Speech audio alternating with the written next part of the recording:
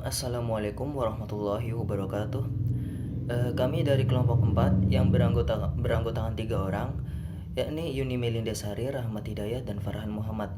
Di sini kami akan menjelaskan sedikit pembelajaran atau mempresentasikan terkait judul, model, dan strategi pengembangan profesionalitas guru. Dalam pembahasan ini terdapat pembahasan ada 4 pembahasan, yakni landasan, model, strategi, dan kegiatan. Pada landasan ini, guru dan dosen sudah diatur oleh undang-undang dan pasal pada bagian 5, pasal 32 ayat 1, pasal 33, dan pasal 34. Terus dalam Permendikbud RI nomor 6 tahun 2018 tentang penugasan guru sebagai kepala sekolah, dan dalam Undang-Undang RI nomor 14 tahun 2005 tentang guru dan dosen. Selanjutnya, terkait pasal 32 ayat 1 yang tertera pada Undang-Undang RI nomor 14 tahun 2005 tentang guru dan dosen, pembinaan dan pengembangan guru meliputi pembinaan dan pengembangan profesionalitas karir. Selanjutnya, pasal 33, kebijakan strategis pembinaan dan pengembangan profesi dan karir guru pada satuan pendidikan yang diselenggarakan oleh pemerintah daerah atau masyarakat yang ditetapkan dengan peraturan menteri. Selanjutnya, pasal 34. Pasal 34 yakni di sini menjelaskan tentang pemerintahan daerah wajib membina dan mengembangkan kualifikasi akademik dan kompetensi guru pada satuan pendidikan yang diselenggarakan oleh pemerintah daerah atau masyarakat. Yang kedua, satuan pendidikan yang diselenggarakan oleh masyarakat wajib membina, terus mengembangkan kualifikasi akademik dan kompetensi guru. Yang ketiga, pemerintah daerah wajib memberikan anggaran untuk meningkatkan profesionalitas dan pengabdian guru pada satuan pendidikan yang diselenggarakan oleh pemerintah daerah atau masyarakat. Selanjutnya, dalam Permendikbud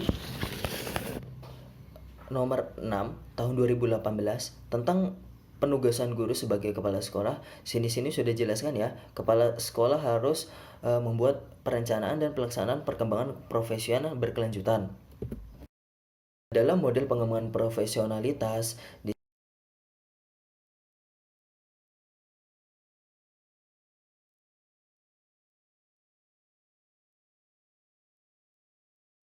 di sini terdapat peningkatan profesionalitas yang dijelaskan pada Undang-Undang Nomor 74 tahun 2008 terkait terhadap perbedaan pembinaan dan pengembangan kompetensi guru yang belum atau yang sudah berkualifikasi S1 atau D4. Terus selanjutnya, yang belum memenuhi karakteristik dilakukan melalui pendidikan tinggi dalam program S1 ataupun D4 yang perguruan tinggi yang menyelenggarakan program pendidikan tenaga kependidikan atau program pendidikan non-kependidikan yang terakreditasi. Selanjutnya, yang sudah memenuhi karakteristiknya terkait dilakukannya melalui sistem pembinaan dan pengembangan keprofesian guru dan pengembangan berkelanjutan dengan dikaitkan dengan angka perolehan angka kredit jabatan fungsional. Tujuan dalam pengembangan profesi dan karir di sini itu untuk meningkatkan kompetensi dan kinerja guru dalam berproses pendidikan pembelajaran di dalam maupun di luar antara siswa, guru ataupun masyarakat tertentu atau masyarakat umum. Guru yang kompeten atau guru yang hebat ini adalah guru yang menjalankan segala sesuatunya itu secara tepat dan mengembangkan nilai-nilai karakteristik yang baik dari segi pendidikan, ilmu maupun akhlak.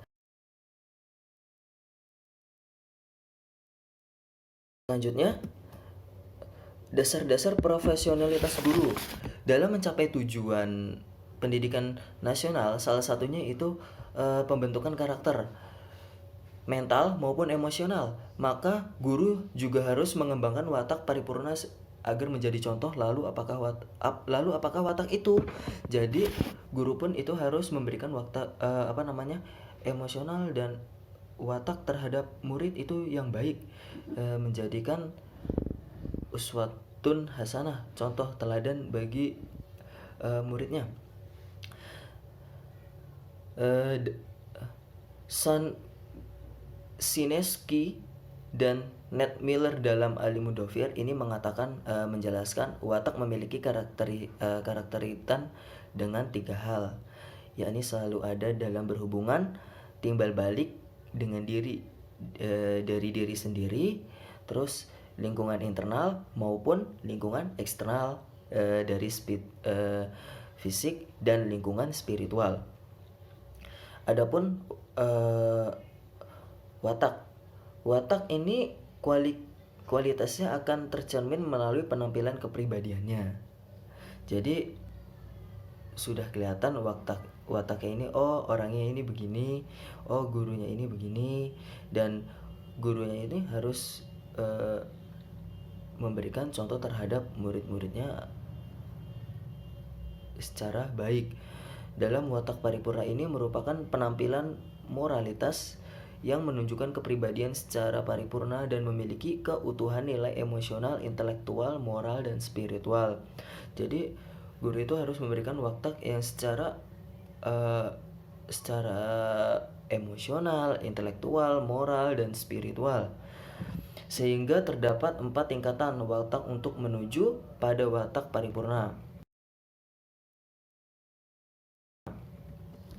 4 tingkatan dalam watak ini ya. Yang pertama itu ada watak level 0, merupakan bentuk kepribadian reaktif atau watak yang sifatnya tidak memiliki sedikit timbangan moral dalam perilakunya, sehingga perilaku orang pada tingkatan ini memiliki sifat lebih impulsif, spontan, tanpa pertimbangan moralitas. Terus watak level 1 merupakan kepribadian memiliki keberdayaan yang mampu melakukan hubungan timbal balik secara sehat dengan dirinya sendiri karena memiliki kendali emosional yang mantap, sehingga perilaku lebih aktif dan terarah sesuai tuntunan diri dan lingkungan. Jadi siswa itu akan meniru gurunya apa yang gurunya itu ajarkan. Dan yang selanjutnya watak level 2. Dalam watak level 2 ini sudah dijelaskan, independen dalam personality merupakan tingkatan watak yang memiliki kepribadian yang dapat melakukan interaksi timbal balik secara sehat antara diri sendiri dengan dunia luar yang lebih luas, sehingga orang dalam tingkatan ini memiliki perilaku kepribadian baik dan mengamalkan moral-moral secara utuh. Watak level 3, spiritual intelligent, merupakan tingkatan watak yang memiliki hubungan timbal balik tidak hanya diri sendiri dan lingkungannya, tetapi juga dengan lingkungan yang maha besar darinya, yaitu Tuhan yang Maha Esa Kuasa, sehingga orang pada tingkatan ini dapat mencerminkan kepribadian secara utuh. Karena perilakunya didasari timbangan spiritual dan nilai-nilai keimanan pada ketakwaan. Jadi kebaikan apa saja yang diajarkan oleh guru-guru terhadap muridnya itu akan tercerminkan kepada siswanya dalam segi spiritual. Selanjutnya yaitu 3 pilar pengembangan profesionalitas. Menurut Muhammad Surya yang merujuk pernyataan Hermawan Kertajaya dalam buku Ali Mudofir, mengemukakan bahwa model pengembangan profesionalitas yaitu menggunakan pola growth with character, yaitu bentuk pengembangan profesionalitas yang berbasis karakter. Kemudian untuk model tersebut dikembangkan dengan 3 pilar utama karakter, yaitu yang pertama keunggulan atau excellence, bahwa guru harus memiliki keunggulan di bidangnya, yaitu dengan cara yang pertama, commitment or purpose, yaitu seorang guru harus memiliki komitmen dalam koridor tujuannya untuk mencapai keunggulan. Yang kedua, opening your gift or ability, atau dapat menemukan potensi dirinya. Yang ketiga, being the first and the best you can be or motivation. Jadi, seorang guru harus memiliki motivasi kuat untuk menjadi pertama dan terbaik. Dan yang keempat, continuous improvement, yaitu seorang guru harus melakukan perbaikan secara terus-menerus untuk agar mereka menjadi unggul untuk mencapai keunggulannya. Kemudian yang kedua, kemauan kuat atau passion. Jadi seorang guru harus memiliki kemauan kuat dalam menjiwai pola profesionalitasnya. Nah, hal itu dapat dilakukan dengan cara passion for knowledge, yaitu seorang guru harus memiliki semangat untuk menambah pengetahuan baik itu secara formal maupun informal.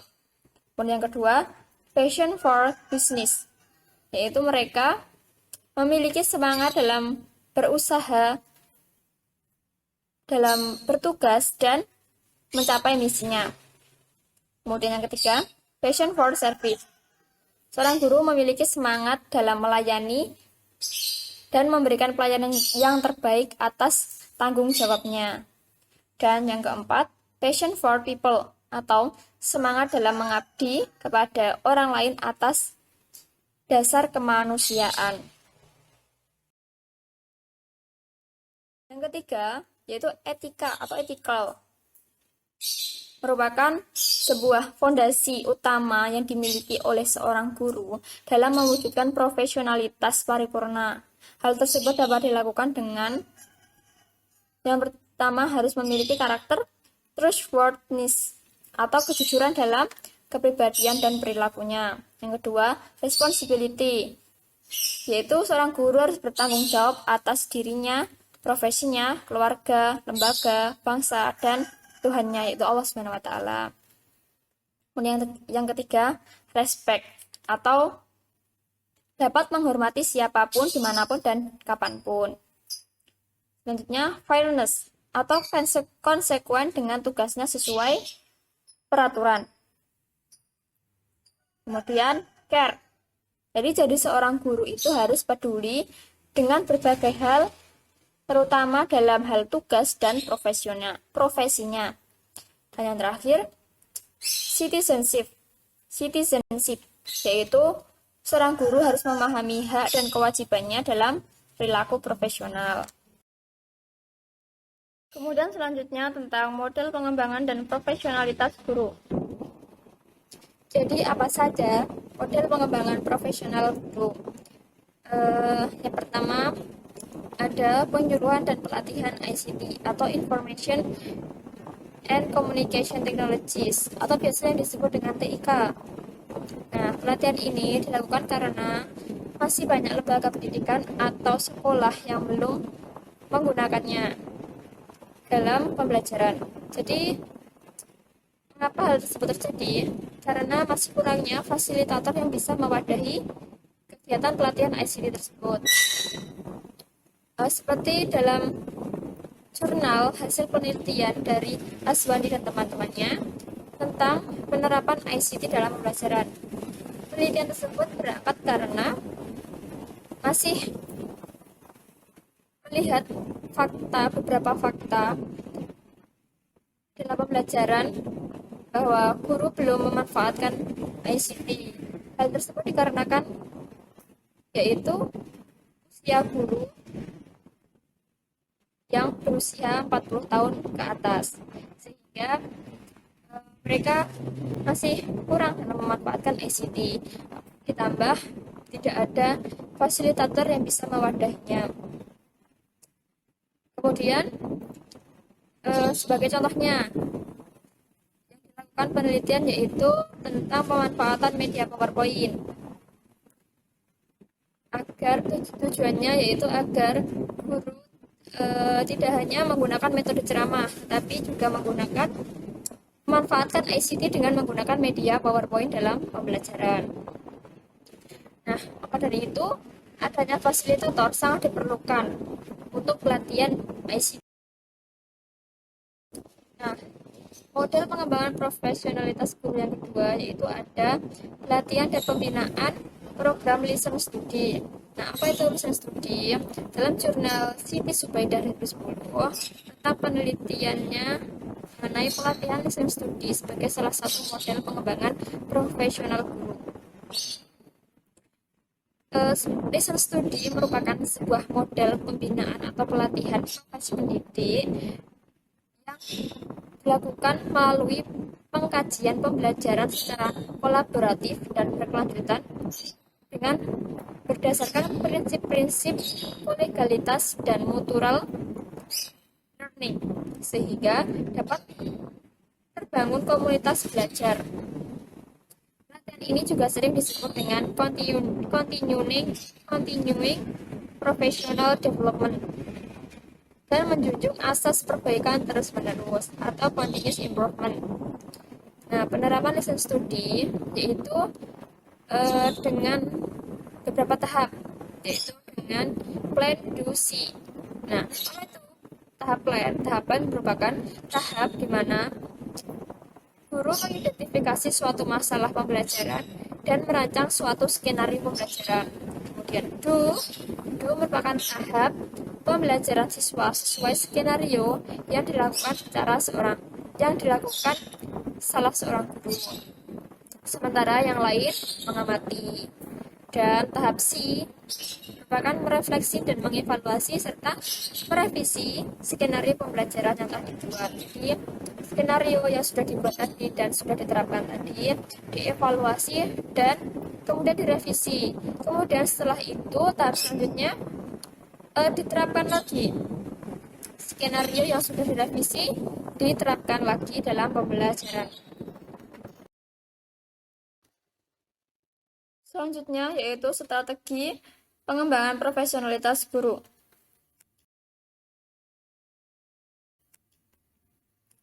Nah, untuk sebelum melakukan pembinaan dan pengembangan profesionalitas guru, guru-guru tersebut dikelompokkan menjadi beberapa kategori.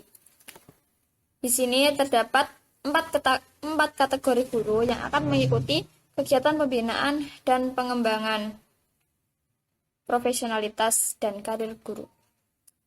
Kategori yang pertama yaitu guru yang memerlukan kenaikan jabatan fungsional. Kategori yang kedua yaitu guru yang belum mencapai standar kinerja sesuai penilaian kerja atau underperformance teacher. Kemudian yang ketiga yaitu guru yang bermasalah terutama dalam dimensi sosial, moral, dan kepribadian. Dan kategori yang keempat yaitu guru yang memerlukan pembinaan dan pengembangan profesi secara berkelanjutan.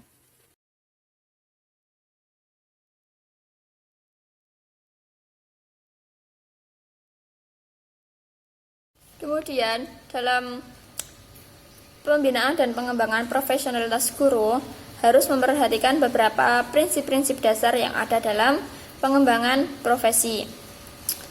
Prinsip tersebut ada prinsip umum dan prinsip khusus. Yang pertama ada prinsip umum dalam pembinaan dan pengembangan profesi dan karir guru. Yang pertama, demokratis dan berkeadilan serta tidak diskriminatif dengan menjunjung tinggi hak asasi manusia, nilai keagamaan, nilai kultural, dan kemajemukan bangsa.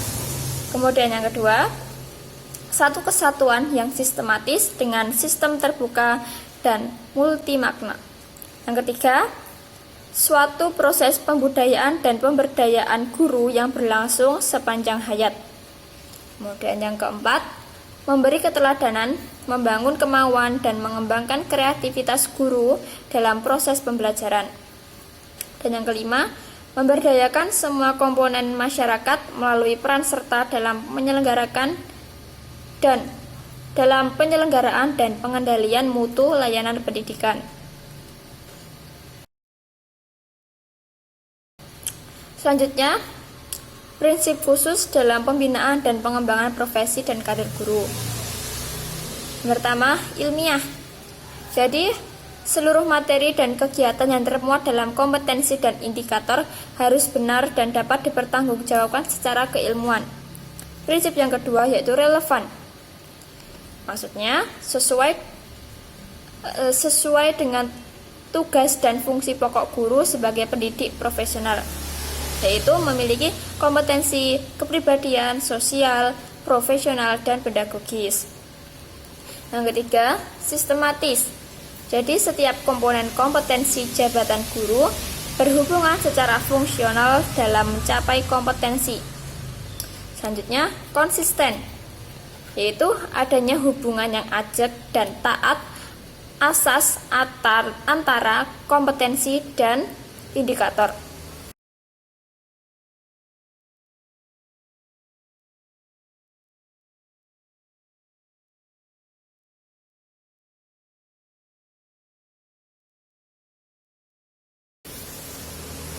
Selanjutnya, aktual dan kontekstual.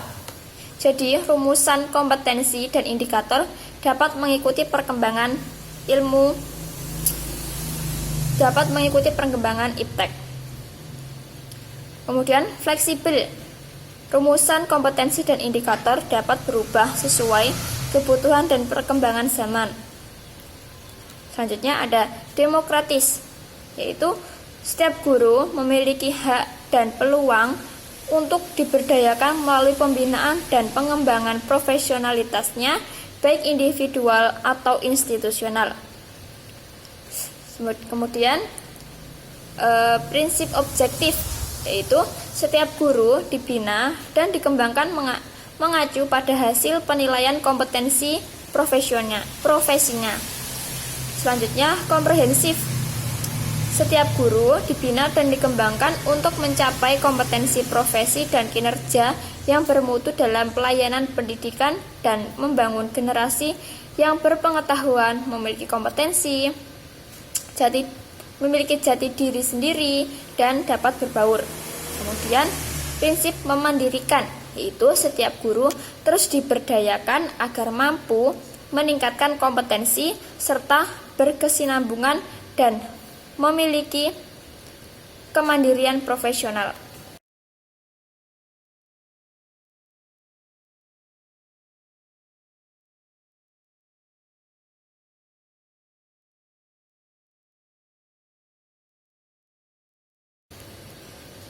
Selanjutnya yaitu bertahap. Jadi, pembinaan dan pengembangan profesi guru dilakukan secara bertahap. Mengapa hal itu dilakukan secara bertahap? Karena agar guru benar-benar mencapai puncak profesionalitasnya. Prinsip selanjutnya yaitu berjenjang. Jadi, pembinaan dan pengembangan profesi guru dilakukan berjenjang sesuai jenjang kompetensi dan tingkat kesulitan kompetensi pada standar kompetensi. Selanjutnya, berkelanjutan, yaitu berkelanjutan sesuai dengan perkembangan iptek dan untuk penyegaran kompetensi guru. Prinsip selanjutnya yaitu accountable. Accountable yaitu dapat dipertanggungjawabkan secara transparan kepada publik. Kemudian, prinsip selanjutnya efektif, yaitu mampu memberikan informasi yang dapat digunakan sebagai dasar pengambilan keputusan yang tepat oleh pihak terkait dalam upaya peningkatan kinerja guru. Dan prinsip yang terakhir yaitu efisien, yaitu didasari pertimbangan penggunaan sumber daya seminimal mungkin untuk mendapatkan hasil yang optimal.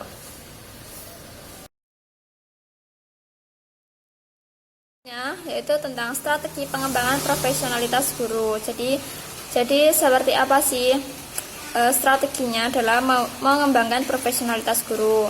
Jadi dalam hal itu terdapat beberapa pendekatan atau strategi yang bisa dilakukan untuk mengembangkan profesionalitas guru. Yang pertama yaitu melalui pelaksanaan tugas, yaitu sebuah upaya menterpadukan antara potensi profesional dengan pelaksanaan tugas-tugas pokoknya sebagai bentuk peningkatan kompetensi guru, yaitu dengan melalui kegiatan apa? Ada kegiatan kelompok, yaitu untuk menumbuhkan saling menghormati dan pemahaman sosial. Yang kedua, diskusi kelompok untuk bertukar pikiran dan membahas bersama masalah yang dihadapi. Yang ketiga, melaksanakan tugas dan tanggung jawab yang diberikan untuk meningkatkan keterampilan dan rasa percaya diri.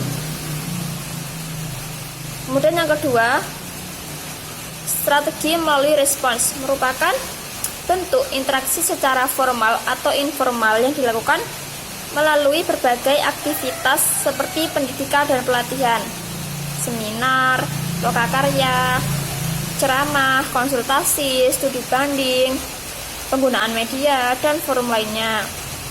Kemudian yang ketiga, melalui penelusuran dan pengembangan diri, yaitu peningkatan profesi berasal dari potensi kepribadian masing-masing dalam bentuk kecakapan dan aspek fisik, emosional, atau intelektual. Hal tersebut dapat diperoleh dengan perencanaan yang sistematis untuk mencapai perwujudan diri yang bermakna. Jadi, dalam mengembangkan profesionalitas guru, itu salah satu halnya juga dapat dilakukan dengan menelusuri pengembangan diri atau apa sih potensi yang ada dalam diri seorang guru itu, seperti itu. Dan lanjut, strategi yang keempat, melalui dukungan sistem, yaitu perkembangan kompetensi guru akan bergantung dengan kondisi sistem tempat ia bertugas, sehingga diperlukan manajemen dan sarana penunjang yang memadai untuk menciptakan lingkungan kerja yang kondusif untuk melaksanakan tugas secara efektif. Jadi seperti itu. Baiklah, kita akan lanjutkan, yaitu bagian keempat, yaitu kegiatan pembinaan dan pengembangan profesionalitas guru. Jenis-jenis kegiatan pengembangan profesionalitas guru di sini dari sisi prakarsa lembaga pembinaan dan pengembangan profesi dan karir guru dilaksanakan dengan dua kegiatan, yaitu melalui pendidikan dan pelatihan. Yang pertama, yang kedua adalah melalui non pendidikan dan juga pelatihan. Melalui pendidikan dan pelatihan, di sini ada contohnya, ini in-house training, itu merupakan pelatihan yang dilaksanakan secara internal di kelompok kerja guru, sekolah, atau tempat lain yang untuk pelatihan, yaitu tempat penyelenggara pelatihan lainnya. Strategi ini dilakukan untuk meningkatkan kompetensi dan karir guru tidak hanya secara eksternal, tetapi dapat dilakukan oleh guru yang memiliki kompetensi yang belum dimiliki guru lain. Hal ini dilakukan untuk menghemat waktu dan juga biaya. Yang selanjutnya adalah program magang, merupakan pelatihan di dalam dunia kerja atau industri yang relevan untuk meningkatkan kompetensi profesional guru. Program ini dilakukan selama periode tertentu dan juga di tempat sekolah tertentu, misalnya untuk belajar manajemen atau belajar sekolah yang efektif. Selanjutnya kemitraan sekolah, yaitu pelatihan yang dilaksanakan antara sekolah satu dengan sekolah lainnya. Yang pelatihan ini dilakukan dengan alasan untuk keunikan atau kelebihan yang dimiliki oleh mitra sekolah tersebut, yang salah satunya saling belajar gitu ya. Selanjutnya belajar jarak jauh, merupakan pelatihan yang dilakukan tanpa menghadirkan instruktur dan peserta lain dalam satu tempat, yaitu dapat melalui internet atau sejenisnya, dilakukan karena semua guru tidak dapat berkumpul ya. Ini dilakukan karena aksesnya tidak dapat dilalui oleh semua guru, maka belajarnya jarak jauh. Selanjutnya ada juga kursus singkat di perguruan tinggi atau lembaga pendidikan lainnya yang dilakukan untuk meningkatkan kemampuan guru untuk penelitian tindakan kelas, menyusun karya ilmiah, merencanakan, melaksanakan pengevaluasi pembelajaran dan sebagainya. Selanjutnya juga ada pelatihan berjenjang dan khusus. Merupakan pelatihan yang dilakukan di lembaga yang diberi wewenang dari mulai jenjang dasar, menengah, lanjut, dan juga tinggi, yang dilakukan berdasarkan tingkat kesulitan dan juga jenis kompetensi setiapnya. Yang selanjutnya adalah pembinaan internal oleh sekolah. Pembinaan ini dilakukan oleh kepala sekolah dan guru-guru yang memiliki wewenang membina melalui rapat dinas, rotasi tugas mengajar, pemberian tugas internal tambahan, dan juga diskusi dengan rekan sejawat. Ada juga pendidikan lanjut ya. Pendidikan lanjut ini dilakukan untuk pembinaan ini dilakukan untuk meningkatkan kualifikasi dan kompetensi guru dengan mengikut sertakan dengan tugas belajar baik di dalam maupun di luar negeri untuk guru-guru yang berprestasi. Nah, Hal ini bertujuan untuk menciptakan guru-guru yang pembina agar dapat membantu guru lain dalam mengembangkan profesi itu.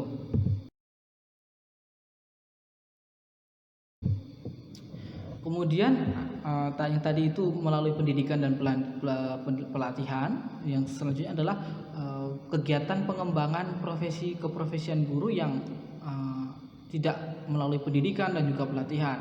Di sini contohnya ada diskusi masalah pendidikan yang diselenggarakan secara berkala untuk membahas masalah yang dialami sekolah, sehingga guru dapat merencanakan masalah yang dihadapi dan memecahkannya berkaitan dengan proses pembelajaran atau masalah peningkatan kompetensi dan pengembangan karirnya. Selanjutnya adalah seminar dan publikasi ilmiah, merupakan salah satu mode pembinaan berkelanjutan yang meningkatkan keprofesian guru, sehingga guru berpeluang untuk berinteraksi secara ilmiah dengan kolega seprofesinya terkait hal-hal terkini untuk meningkatkan kualitas pendidikan.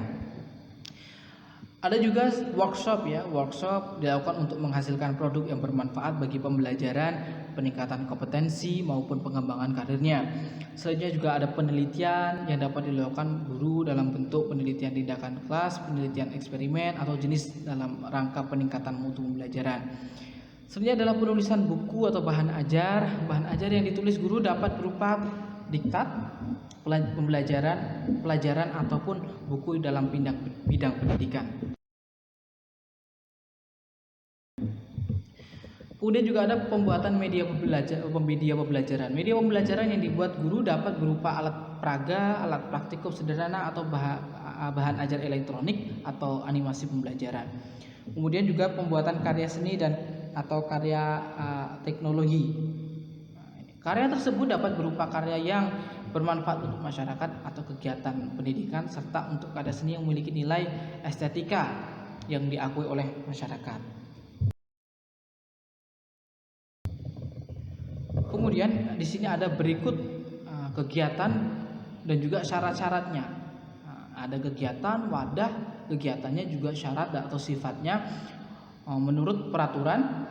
Berikut merupakan ranah pembinaan dan pengembangan keprofesian guru sesuai dengan PP nomor 74 tahun 2008 tentang guru dan Permenpan dan reformasi birokrasi nomor 19 tahun 2009 tentang jabatan fungsional guru dan angka kreditnya.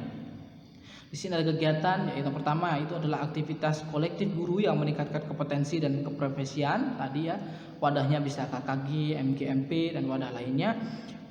Yang syaratnya adalah berfokus pada kompetensi dan menjunjung kompetensi, melembaga dan juga bukti fisik. Kemudian ada pendidikan dan pelatihan, wadahnya ada LPMP, P43K, P4TK, LPTKPT, Dinas Pendidikan, Training Provider lain. Ini yang syaratnya adalah berfokus pada kompetensi dan menjunjung, melembaga, terakreditasi dan juga bukti fisik. Yang ketiga adalah pemagangan. Wadahnya itu berupa satuan pendidikan, dunia industri, lembaga pelatihan dan lembaga internasional lain. Yang syaratnya dan sifatnya adalah yang pertama tadi sama ya, berfokus pada kompetensi dan menjunjung, melembaga, terakreditasi, diakui dan juga bukti fisik. Yang keempat adalah publikasi ilmiah atau hasil penelitian atau gagasan inovatif. Ini wadahnya bisa jurnal, majalah, media massa yang syarat dan sifatnya itu hampir sama dengan sebelumnya, yaitu fokus pada kompetensi dan menjunjung, melembaga, terakreditasi dan juga bukti fisik. Selanjutnya itu karya inovatif seperti yang tadi ya. Karya inovatif itu wadahnya kita bisa individual, personal ya, laboratorium dan juga dunia kerja. Persyaratan dan sifat berfokus pada kompetensi dan menjunjung, deskripsi proses lahirnya dan makna karya. Ya, beda dengan lainnya, ini ada deskripsi proses lahirnya karya tersebut dan juga makna karya tersebut. Selanjutnya adalah bukti fiksi tentunya. Yang keenam adalah presentasi pada forum ilmiah, presentasi pada forum ilmiah. Wadah kegiatannya bisa berupa seminar akademik dan sejenisnya atau seminar hasil penelitian yang sifatnya syaratnya dan sifatnya adalah fokus pada kompetensi dan menjunjung, melembaga ber-ISBN melembaga terakreditasi dan juga bukti fisik. Yang ke-7, 8, 9 ya, itu semuanya itu yaitu publikasi buku tesis pelajaran yang lolos penilaian oleh Badan Standar Nasional Pendidikan. Kemudian ada publikasi buku pengayaan, publikasi buku pedoman guru. Itu hampir sama ya. Cuma wadah kegiatannya saja yang sedikit berbeda. Untuk yang publikasi buku teks pelajaran yang lolos penilaian oleh PSNP itu penerbit internasional, penerbit nasional, penerbit milik pemerintah ataupun penerbit lokal ataupun lembaga. Untuk publikasi buku pengayaan dan publikasi buku pedoman ini sama ya, pada kegiatannya sama dan juga persyaratan dan sifatnya sama dengan sebelumnya, yaitu berfokus pada kompetensi dan menjunjung, lembaga beri ISBN, publikasi nasional ataupun lokal, dan juga bukti fisik.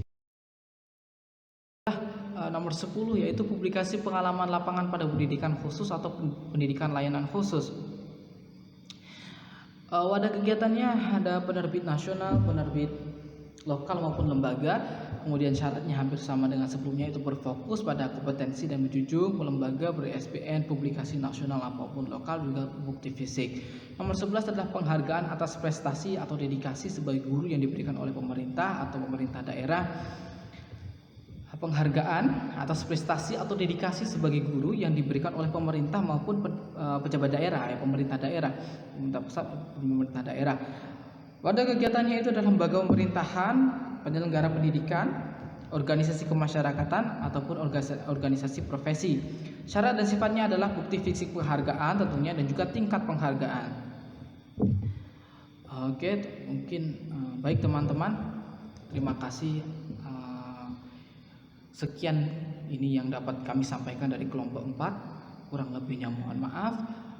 Wallahul muwaffiq ila aqwamit thoriq. Assalamualaikum warahmatullahi wabarakatuh.